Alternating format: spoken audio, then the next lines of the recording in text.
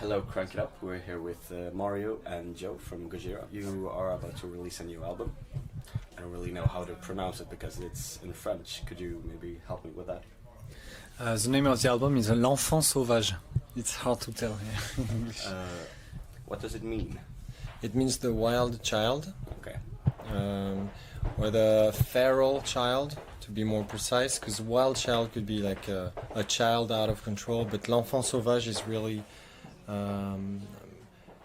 the child that grew up in the nature without education or human influence. So the pure nature of the human, just surrounded by nature. Could you tell us a little bit about the album? I don't know. It's Gojira. It's what we do since 15 years now, and always trying to reinvent ourselves. But at the end of the day, it's always the same sound and the same energy, the same heart. So we're evolving, and it's always a new step, a new album. But it's hard for us to analyze it. We just do it. We just express ourselves and record and produce, and then other people analyze it. It's really hard for us to analyze it and to tell more about this. But what we can say is that we're happy with this album. Really happy, yeah. You guys are one of the few French metal bands that are out there, so to say. How does it feel to be one of the biggest ones? How do you feel about this? No, I mean, yeah, it's great to take the flag of a French band, but in the same time, it's we know there is a lot of good bands, and it's hard to realize that we are the only French band who know international career, but. Yeah, we are proud of it. If we can open some doors for the other band, it's very positive for us, and we don't think about it. We don't know what the situation is exactly, but of course we know we are one of the first French bands to make it outside of France, and it's cool. But so at the same time, when you're like trying to make something and try to raise the bar and do your best constantly, you always look at the next step. What is the next step? And we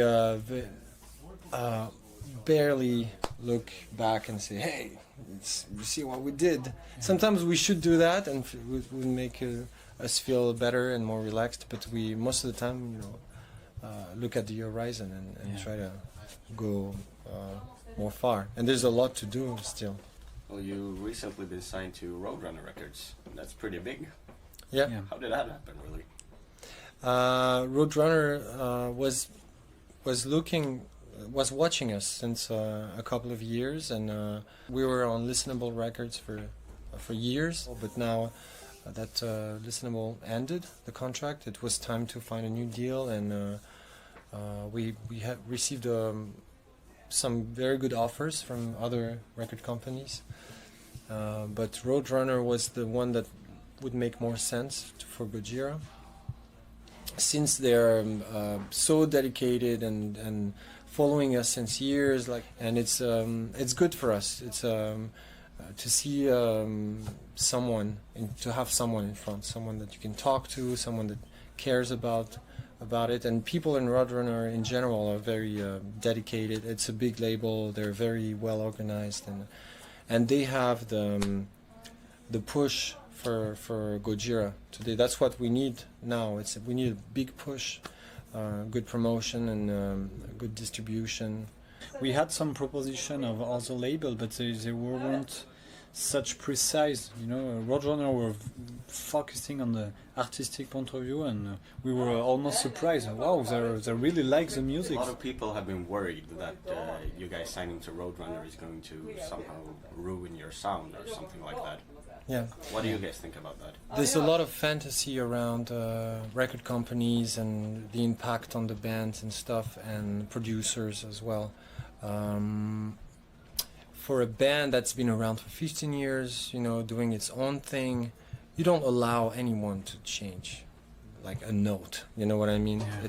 It's impossible. It's out of question. We are old. Yeah, and it was, of course, and I mean, I understand, you know, that fans worry because they have something they like and they want to follow the episodes and they don't want where's it going? You know, they don't want to lose that. They have like it belongs to them also. Our music belongs to our fans also. We're not a pop band. We're not gonna sell like millions of records. We're not gonna make it on MTV at 8 p.m. You know, it's metal. It's extreme, and we're far away from making like hit songs and stuff like that. If it works better, if people understand it better, it's also because we're more mature than before. But it's nothing to see with the label. That's a very important thing for us. Yeah. So you're very environmental. Tell us a little bit about that, because I think a lot of people like to know why you're so keen to protect the planet. That's a big word, really, because we're doing music and poetry. Like, I say poetry because if you take a song, it's like a poem. It's not even a text. It's not a book. It's not a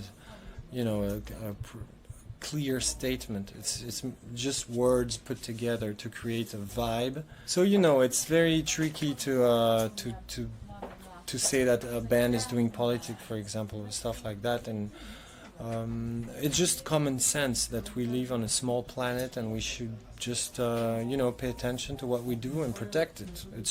It's part of our themes and topics, but it's not a flag that we raise like we're green warriors or environmentalists.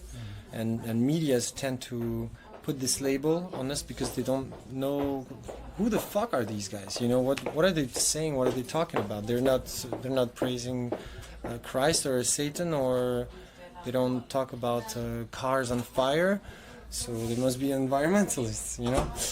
I'm not blaming you. We've been called like that for so many years that now it's almost like an official stamp on us. But I like to remind that wait a second, it's a little more complex than that. And everybody hates labels, especially bands. No, we don't have, so maybe we should come up with something. But I would say that the main topic of the songs is the spirit, really, the human spirit. So on a more serious note, what do you guys think about Swedish meatballs? It's strange, man. It's. I love it. You like it? Okay. Maybe I didn't eat the right ones. Breakfast are very cool here. Yeah. This morning at the hotel we had. We had a blast. The bread was so good and. Breakfast in France, it's a small coffee with a croissant, and you have the belly.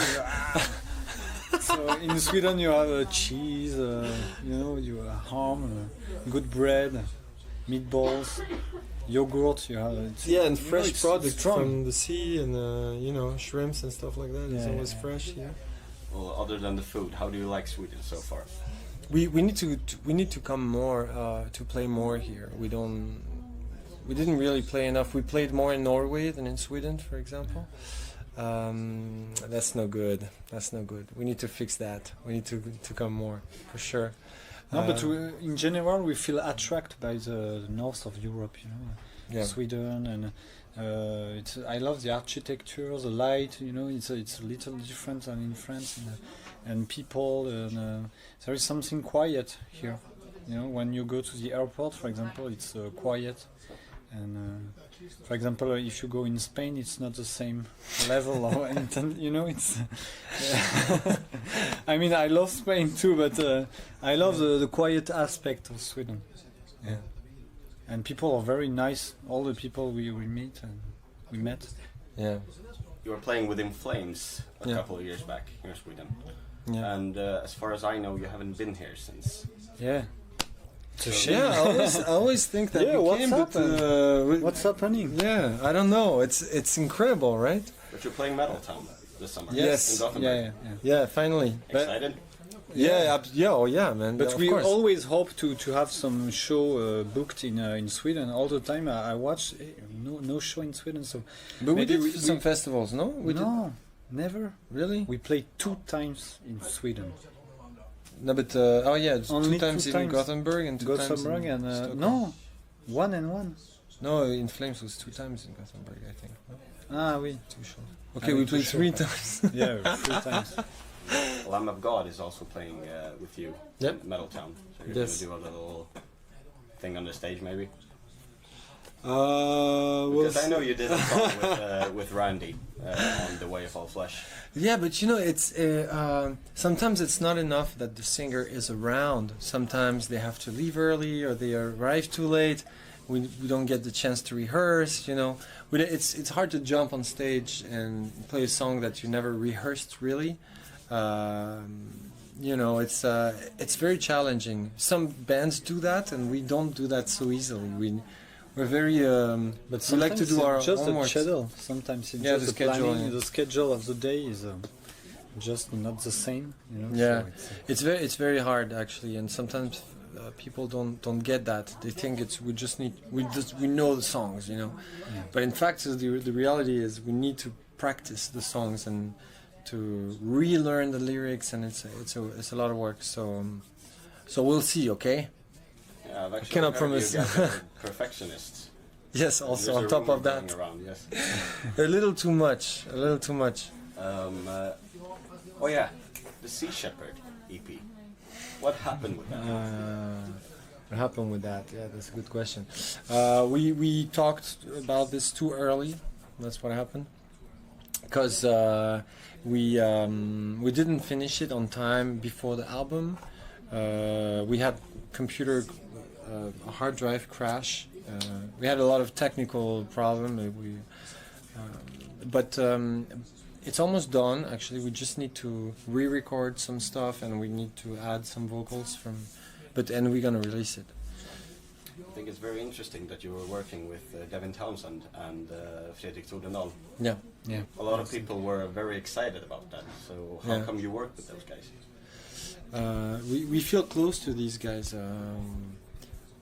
artistically, and they inspire us since we started. I mean, they're amazing artists, and for us it was we contacted them with a lot of respect and not expecting anything from them, and they answered right away, like positively. You know, of course, wow, it's an honor for me to work with you guys, and I'm like, wow, okay, so it's a perfect world, you know.